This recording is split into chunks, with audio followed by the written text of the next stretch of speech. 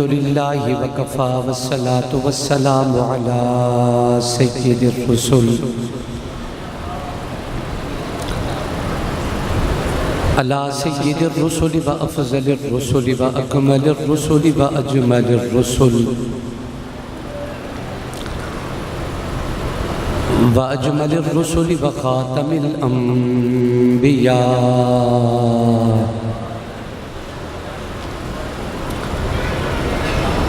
لا نبي بعده ولا نبوة بعده ولا رسول بعده ولا رسالة بعده صلى الله تعالى عليه وعلى آله وأصحابه أجمعين أما بعد فأعوذ بالله من الشيطان الرجيم بسم الله الرحمن الرحيم إنما يريد الله ليذهب عنكم الرجس أهل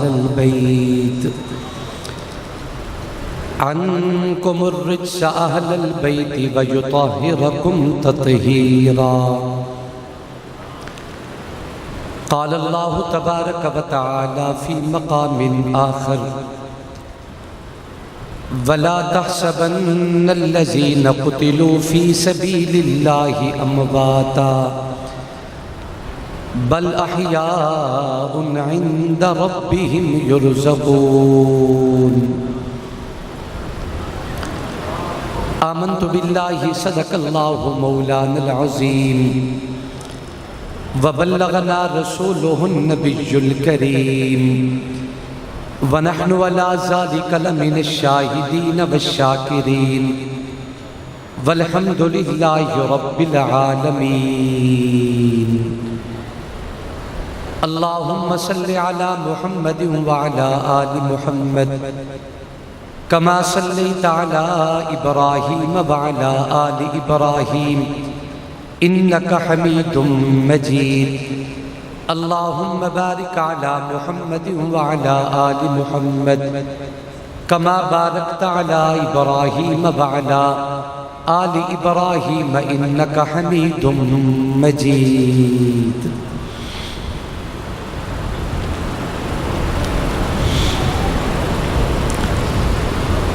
سلام اس پر کہ جس نے کربلا میں دل لگایا تھا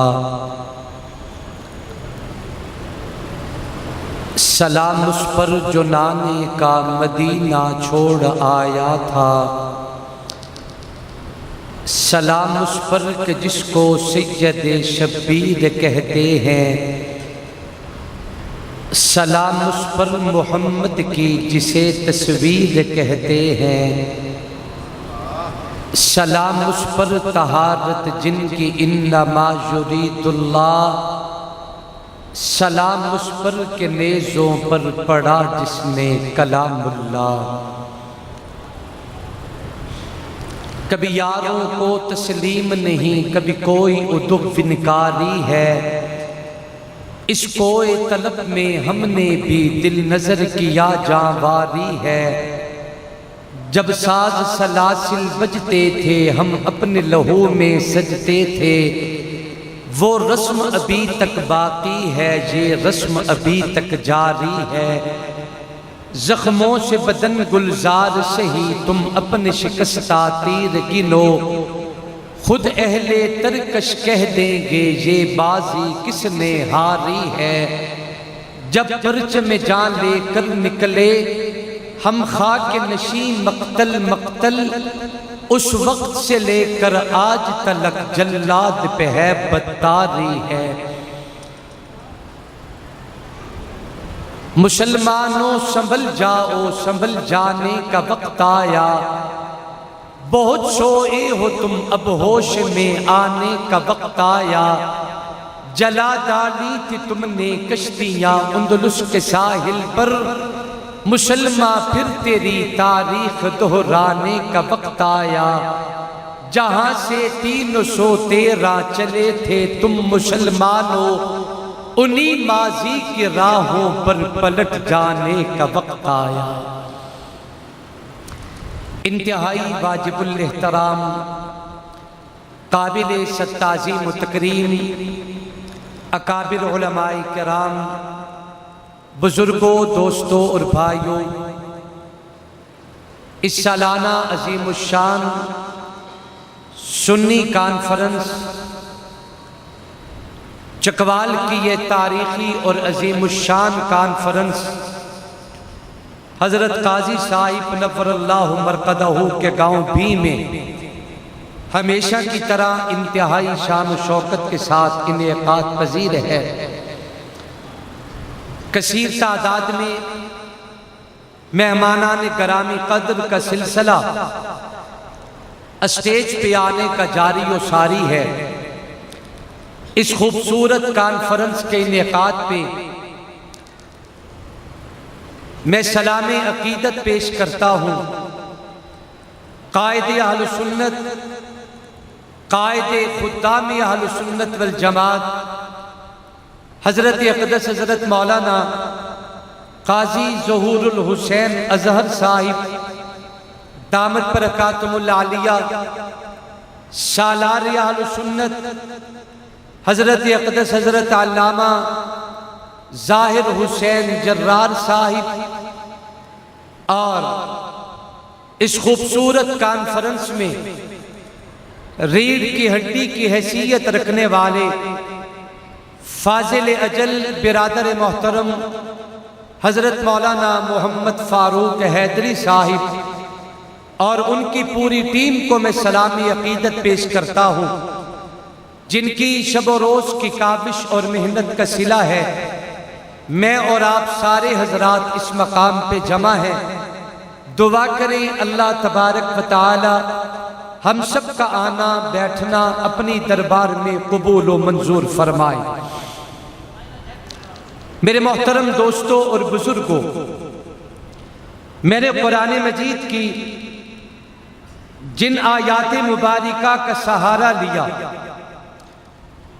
ان آیات مبارکہ کے سہارے سے میں کوشش کروں گا کہ خاندان نبوت، اہل بیت رسول اور آل رسول کی خدمت میں عقیدت کا سلام پیش کیا جائے۔ میرے محترم دوستوں اور بزرگوں، ہمارا تعلق آل سنت والجماعت سے ہے۔ ہم آقا کی ہر نسبت کا احترام کرتے ہیں، آقا کی ہر نسبت کو اپنے لیے نجات سمجھتے ہیں۔ جہاں تک اصحاب رسول اور اہل بیت رسول کا تعلق ہے، میں ذرا تمہیدی حوالے سے عرض کرتا ہوں، اہل بیت رسول، اہل بیت کا لفظ قرآن میں بھی موجود ہے، اہل بیت کا لفظ پیغمبر کے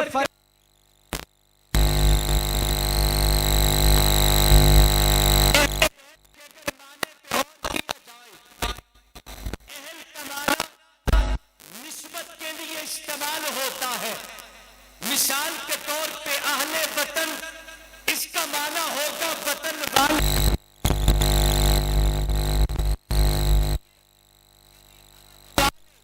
اہل کا معنی نسبت کے زمرے میں آتا ہے۔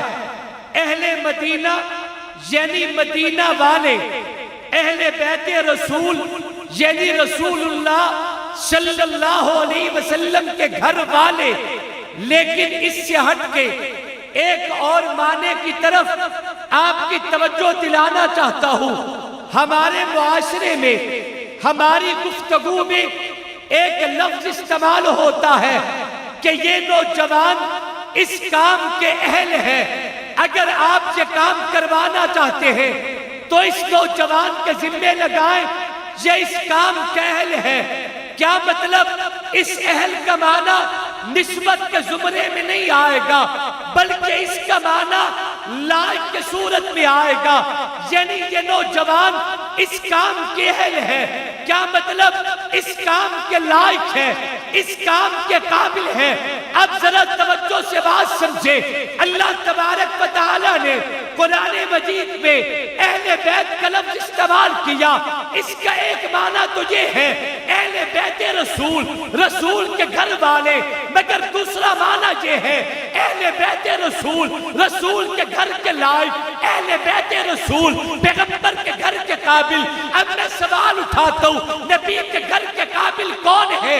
اللہ کے نبی کے گھر کے لائق کون ہے؟ بھی کے روشن ضمیروں، آئیے سارے مل کے ہم در رسول پہ چلتے ہیں، پاک پیغمبر کے قدموں میں چلتے ہیں، اللہ کے نبی کی دہلیز پہ جا کے قدم جما دیتے ہیں، اللہ کے نبی کے قدموں میں بیٹھ کے ہم ذرا تلاش کرتے ہیں، پیغمبر کے گھر میں دیکھتے ہیں اللہ کے نبی کے گھر میں کون لوگ تھے، آخر وہ کون لوگ ہیں اللہ نے جنہیں پیغمبر کے گھر کے لائق بنایا، وہ کون لوگ ہیں اللہ تبارک و تعالیٰ نے جنہیں مصطفیٰ کے گھر کے قابل بنایا۔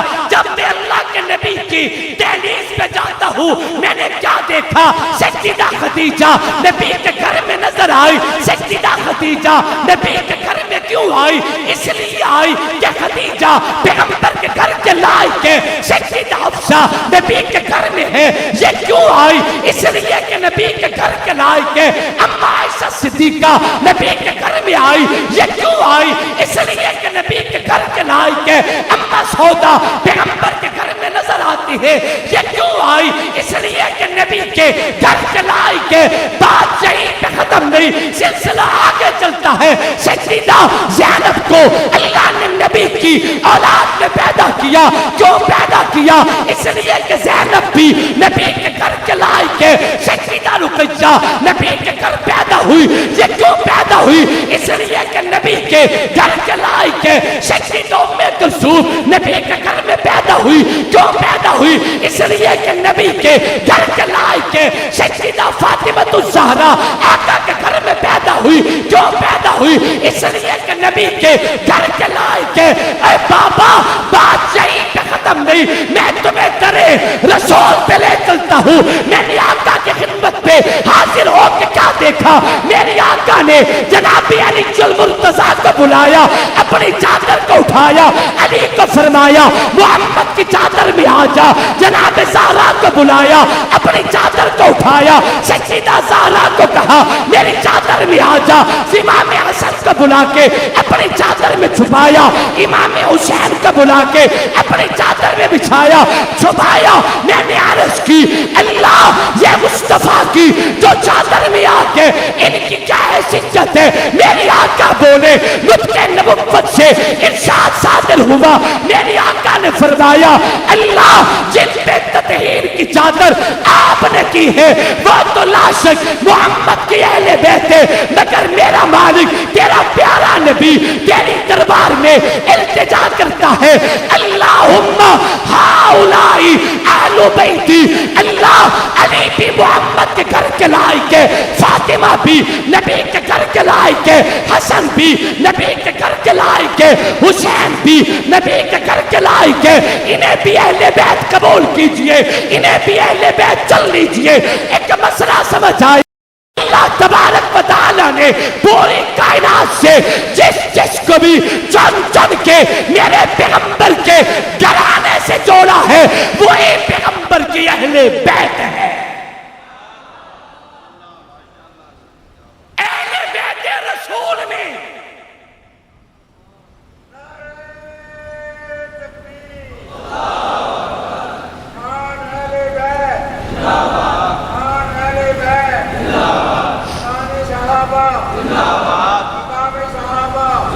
زور سے زور سے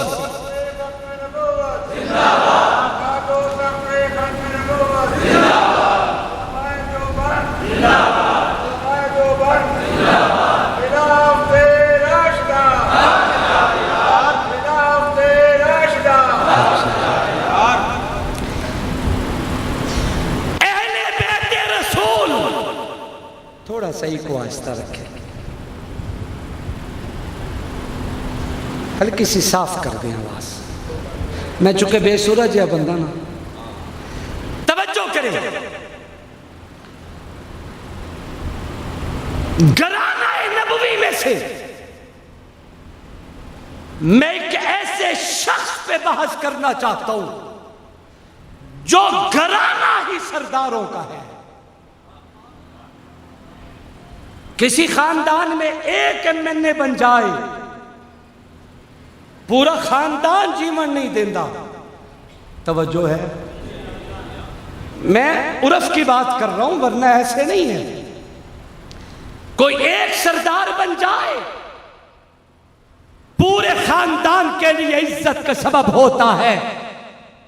مگر میں جس سردار کی بات کرنا چاہتا ہوں یہ صرف اپنی ذات میں سردار نہیں ہے بلکہ یہ گھرانہ ہی سرداروں کا ہے. اس گھرانے میں ہم جنہیں بھی دیکھیں وہ اپنی من میں اپنی حیثیت میں سردار نظر آتا ہے. چونکہ میں تو جس سردار کی بات کرنا چاہتا ہوں اس سردار کو امام حسین کہتے ہیں. اللہ نے مقام کیسا دیا، عصمت اللہ نے کیا عطا کی، بلندیاں رب نے کیا عطا کی. توجہ سے بات سمجھنا، یہ صرف گھرانے میں کوئی ایک سردار نہیں بلکہ گھرانہ ہی سرداری کا. بلکہ میں ایک جملہ کہتا ہوں یہ پوری کائنات سرداری کو تلاش کرتی ہے مگر سرداری در حیدر کو تلاش کرتی ہے. یہ پوری کائنات سرداریوں کے پیچھے ماری ماری پھرتی ہے مگر سرداری در حسین پہ ہاتھ جوڑ کے کھڑی نظر آتی ہے. اللہ تبارک و تعالی نے اس گھرانے کو کیسی سرداری عطا کی، اللہ نے اس گھرانے کو مقام کیسا دیا، اللہ نے اس گھرانے کو کس ظلم شان سے نوازا ہے. اگر میں نانے کو دیکھتا ہوں تو نبیوں کے سردار ہے، اگر بابے کو دیکھتا ہوں ولیوں کے سردار ہے، اماں کو دیکھتا ہوں تو جنتی عورتوں کی سردار ہے. اگر میں اس گھر میں پلنے والے شہزادوں کو دیکھتا ہوں تو امام حسن و حسین جنتی جوانوں کے سردار ہے.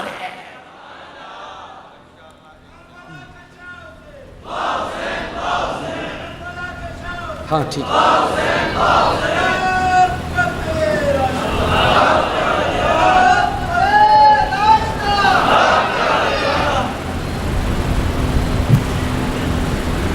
کیجئے. میں عرض کر رہا ہوں کہ یہ گھرانہ ہی سرداروں کا ہے، بابا ولیوں کا سردار. سبحان اللہ کہو ذرا ذوق سے. آج میرا دل کرتا تھا میں علی کے شہزادوں پہ بات کروں مگر مینوں لگتا ہے تسی کچھ اور سننا چاہتے ہو. ہماری گھٹی میں حسینیت موجود ہے. نہیں بولتے نہیں بولتے نہیں بولتے. ہماری گھٹی میں حسینیت موجود ہے. میں ایک جملہ کہتا ہوں دل پر لکھو. یہ جس مرکز میں آپ آئے بیٹھے ہیں اور میں جس منبر و محراب پہ کھڑا ہوں نسل در نسل ان کے ناموں سے بھی حسینیت کا پرچار ہوتا رہے گا. نسل در نسل ناموں سے بھی حسینیت کا پرچار ہوتا رہے گا. قائد اول کو دیکھیں تو نام قاضی مظہر حسین ہے. قائد اول کو دیکھیں تو قاضی مظہر حسین. قائد ثانی کو دیکھیں تو قاضی ظہور الحسین. آگے شہزادوں کو دیکھیں تو قاضی ظاہر حسین.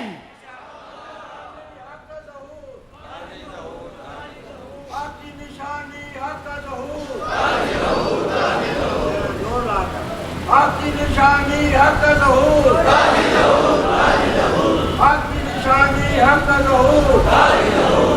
علماء دیوبند علماء دیوبند خلاف راشدہ خلاف راشدہ تاج و تخت ختم نبوت تاج و تخت ختم نبوت.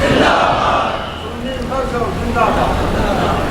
میں بڑی دیر تو سوچ رہے ہاں کہ قاضی مظہر حسین دے متوالے تو ٹھنڈے نہیں ہوندے مگر آج یہ کمزوری لگتا ہے بڑھاپا چھا گیا ہے. کہ میں مولوی اختر صاحب ایسا نہ کریں قاضی مظہر حسین نے اپنے ماننے والوں کو ٹھنڈا سبق پڑھایا ہی نہیں ہے۔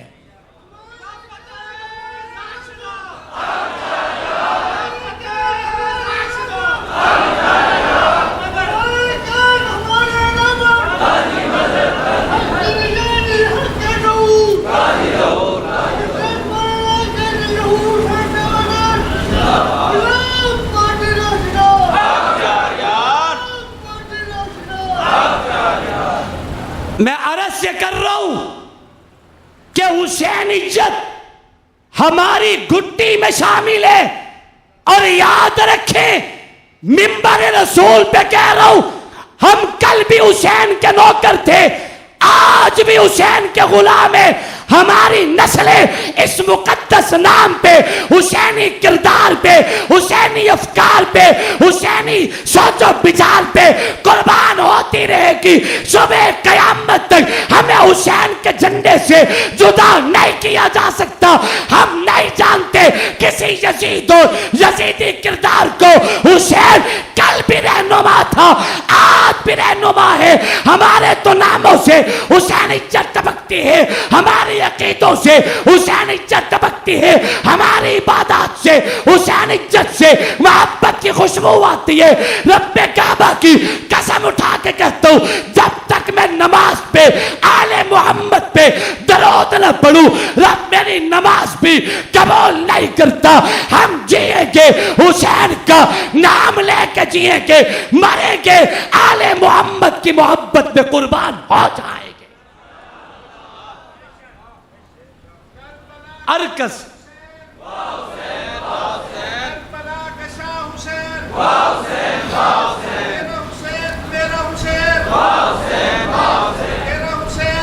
زور سے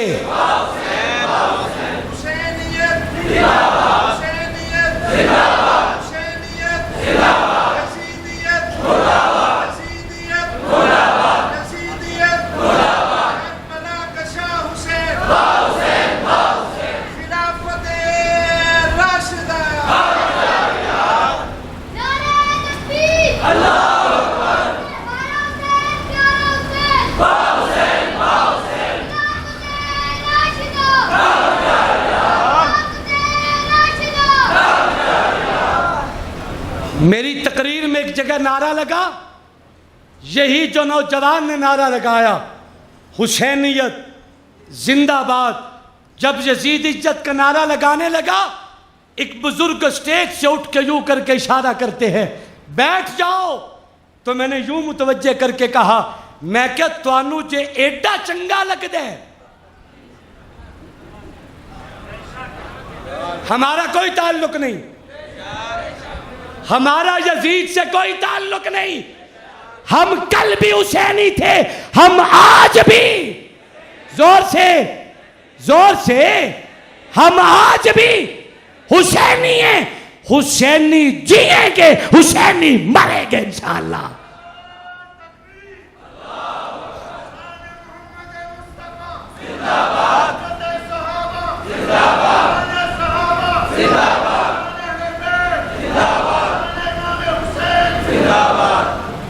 محرم الحرام میں بڑے بڑے لوگ یزیدی افکار لے کر میدان میں اترتے ہیں۔ سوشل میڈیا نے تھیلے سے بلیاں نکال دی، چہرے ظاہر کر دیے کہ کون حسینی لشکر کا ساتھی ہے، کون یزیدی افکار کا رائی ہے۔ بڑے بڑے لوگ اپنے چہرے ظاہر کر چکے ہیں۔ میں ایک جملہ عرض کرتا ہوں، اے بابا جے ایڈا چنگا ہوتا تو میرا پیر ہاتھ رکھ نہ دیتا۔ جب حسین نے نہیں مانا، کہتے ہیں جی یہ دروازہ کھلے گا اور اس دروازے سے لوگ کراس کر کے حضرت امیر معاویہ تک پہنچے گے۔ میں کہا کرتا ہوں امیر معاویہ کی عصمت کو منوانے کے یزید جیسی کمزور بیساکھیوں کی ضرورت نہیں ہے۔ معاویہ کی حقانیت پہ قرآن کافی ہے، امیر معاویہ کی حقانیت پہ یہ قرآن کافی ہے۔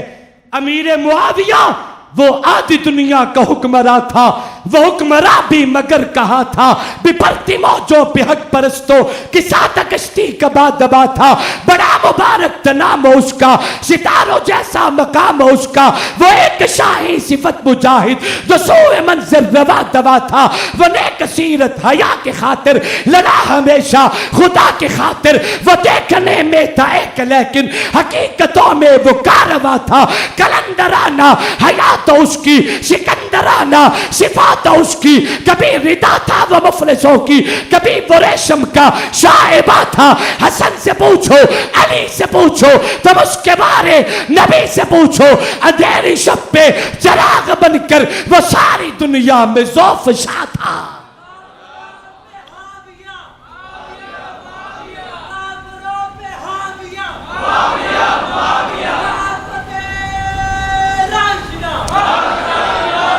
چکوال والو، امیر معاویہ امت کو منوانے کے لیے ہمارے پاس اللہ کا قرآن کافی ہے، کافی ہے۔ ہمیں یزیدی کمزور ساکھیوں کی ضرورت کوئی نہیں ہے۔ جس امیر معاویہ کو علی المرتضیٰ نے سینے سے لگا لیا، نہیں توجہ میں کیا کہہ رہا ہوں، امام حسن نے نواز دیا، امام حسین نے بیعت کا ہاتھ دھر دیا، اس امیر معاویہ کو منوانے کے لیے حقائق موجود ہیں، قرآن موجود ہے، حدیث موجود ہے، شریعت موجود ہے۔ باقی رہی یہ بات کہ یزید کا دروازہ کھلے گا، معاویہ تک آئیں گے، ہم کسی یزید کو ماننے کو تیار نہیں ہیں۔ اتنی تمہاری جرت ہے، نام لیتے ہو تو منہ چھپا کے کیوں لیتے ہو، گردن جھکا کے کیوں لیتے ہو، آنکھیں چرا کے کیوں لیتے ہو؟ اگر تمہیں اتنا ہی پیارا ہے برمڑا اعلان کیوں نہیں کرتے؟ اس کے ساتھ اپنی عاقبت کی فکر اور دعائیں کیوں نہیں کرتے؟ یاد رکھے میری جان حسین ہے، میرا مان حسین ہے، میری بقا حسین ہے، میری عزت حسین ہے۔ ہم جب تک دنیا میں زندہ رہیں گے حسینی محبت کا دم بھر کے جیئیں گے انشاءاللہ۔ دلیل چھوڑو،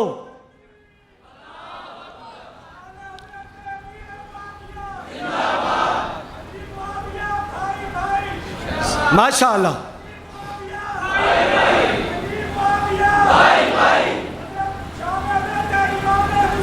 زندہ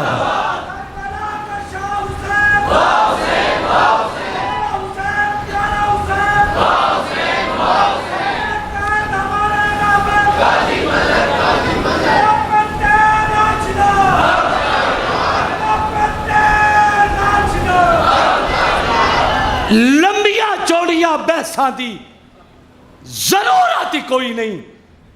دلیل چھوڑو، وکیل چھوڑو، نہ باتوں پہ منہ چڑھاؤ۔ حسین کیا ہے، یزید کیا ہے، نہ کوئی صحیفہ کتاب لاؤ۔ عدیم کا تو یہ فیصلہ ہے، ادھر ہی کو کربلا بناؤ۔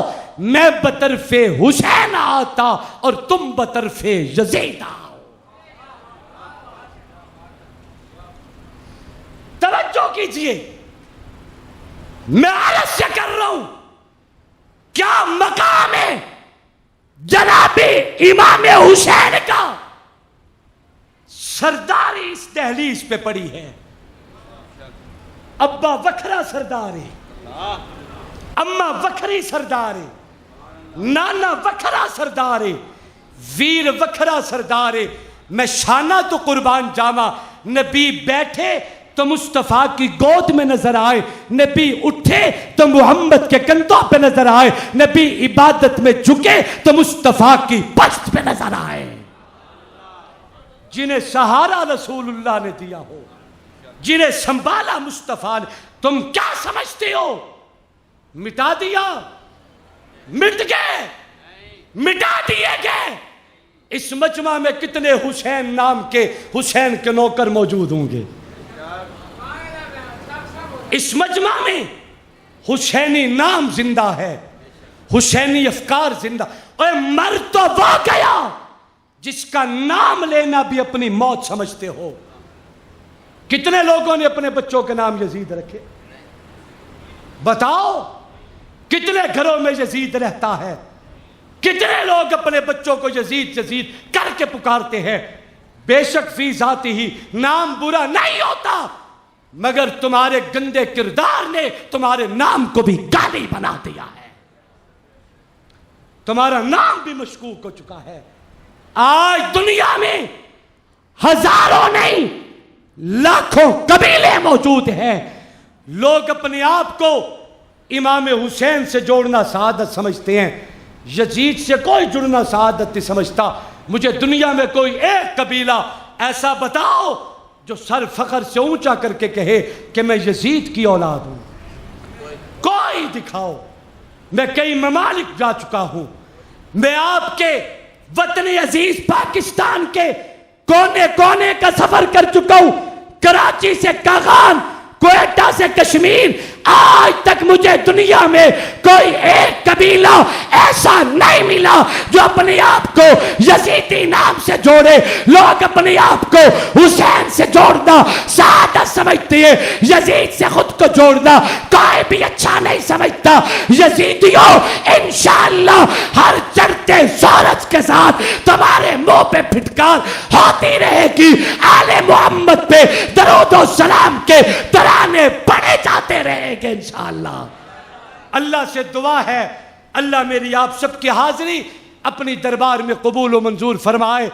دل نہیں کرتا کہ میں آپ کی جان چھوڑوں، بہرحال مجھے وقت اجازت نہیں دیتا. اللہ میری آپ کی حاضری قبول کرے. اللہ اس عظیم اجتماع کو شرف قبولیت سے نوازے. آخر دعوانا ان الحمدللہ رب العالمین.